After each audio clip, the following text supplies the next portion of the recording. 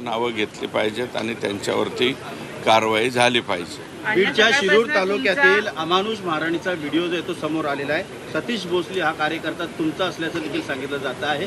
अतिशय क्रूरपणे त्याने देखील मारहाण केलेली आहे, पैशांची उधळपट्टी केलेली आहे. काय तुमची प्रतिक्रिया? मी स्वतः कालच सांगितलं आहे या बाबतीत की ती जी घटना आहे ती घटना 1.5 वर्षापूर्वीची आहे. मी नाकारत नाही, सतीश भोसले हा माझाच कार्यकर्ता आहे आणि महिलेच्या छेडछाडीवरून तो प्रकार काहीतरी घडलेला आहे आणि याच्यावर आत्तापर्यंत जर त्याच्या बाबतीमध्ये फिर्याद दिली नसेल तर धोकरट म्हणून माझा ही घटना शिरूर तालुक्यातली नाही, बुलढाणा जिल्ह्यामध्ये का कुठं काहीतरी प्रकार तो घडलेला आहे आणि जे कोणी समोरचे पीडित असतील त्यांनी समोर येऊन गुन्हा दाखल केला तर त्याच्यावरती गुन्हा दाखल करावा असं मी स्पष्टपणे आमच्या धोकरट साहेबांना सांगितलं. नाही, पण दमनिया यांनी पण देखील भूमिका घेतली. दमनिया म्हणजे 100% आशीर्वाद आहे असं दस म्हणालेत आणि याबाबतची कॉल रेकॉर्डिंग सुद्धा आहे. हे पहा, असं काही ठिय्या मांडणार विधान भवनात. असं काही करायला कोणाचा आशीर्वाद वगैरे असतो का?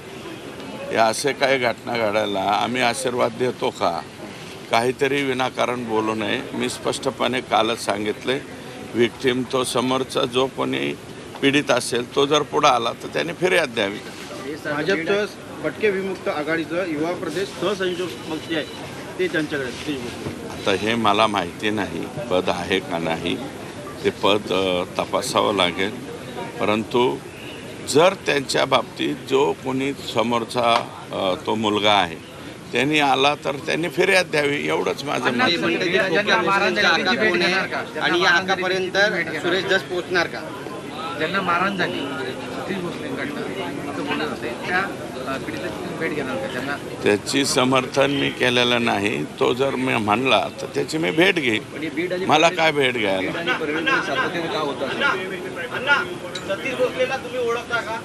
मी ओळखतो. सतीश भोसले हा कधी कधी माझ्याकडे येतो. मी आता तो पाठीमागं असे काय उद्योग करतो हे मला थोडीच माहिती आहे. ओके.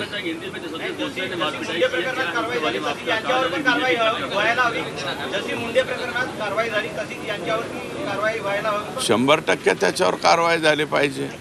जे कोणी पीडित समोर आले तर त्याच्यावरती कारवाई झाली पाहिजे. मी कुठं नाही म्हणतो.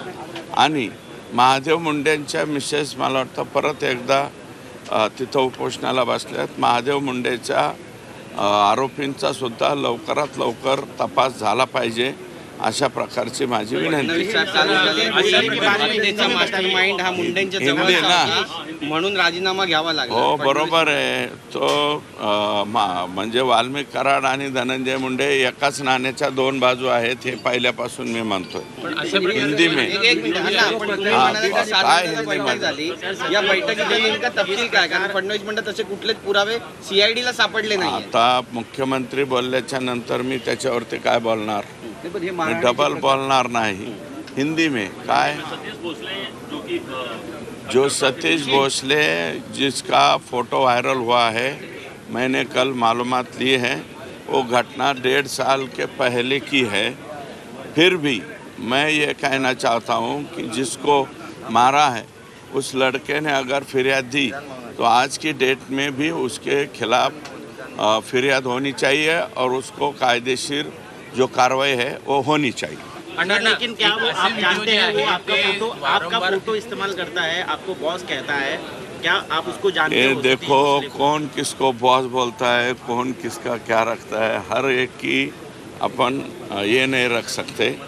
फिर भी मुझे अगर बॉस भी बोला है तो बॉस ही बोलता है ना, उसके ऊपर कार्रवाई होनी चाहिए. लेकिन क्या आप उसको जानते हैं? आपका कार्यकर्ता है वो जानता हूँ. मैं कभी कभी मेरे पास आता है और मैं ये कहता हूँ कि अगर मैं भी उसका बॉस हुआ तो बॉस का ही कहना है कि उसके ऊपर उचित कारवाई होनी चाहिए. असे व्हिडिओ जे काही व्हायरल होत आहेत मुद्दाम म्हणून केले जातात असं ते वाटतं. 1.5 वर्षापूर्वीची घटना आहे एवढं मात्र त्याच्यामध्ये मला माहिती आहे. बीडमधलं नाही आहे ते प्रकरण. आमच्या ऊसतोडीमुळं 10 दिशा लोक सगळीकडे आहेत. त्याच्यातून वेगवेगळ्या प्रकरणातून आणि महिलेच्या छेडीवरून आणि अगोदर खोटं सोनं देतो म्हणून काहीतरी घटना घडली असं माझी माहिती आहे. तर बीडमधील एका मारहाणीचा व्हिडिओ समोर आलेला होता आणि सतीश भोसले या धस यांच्या कार्यकर्त्यांना ही मारहाण केलेली होती आणि यावरच सुरेश धस यांनी प्रतिक्रिया दिलेली आहे। सतीश भोसले याच्यावर कारवाई केली जावी आणि ज्या व्यक्तीला मारहाण करण्यात आलेली आहे त्या व्यक्तीनं तक्रार दाखल करावी आणि या संदर्भात त्याच्यावर गुन्हा दाखल झालेला आहे अशी देखील माहिती समोर आलेली आहे।